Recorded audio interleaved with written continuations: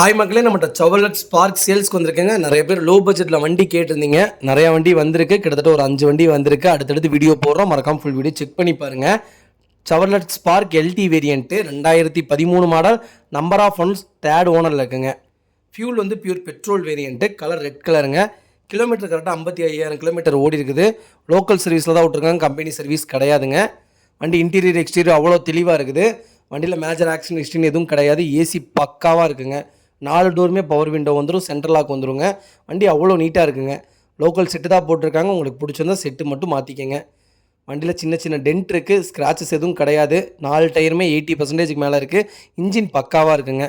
Under chase முதற்கொண்டு நல்லா இருக்குங்க. Vehicle location தஞ்சாவூருங்க.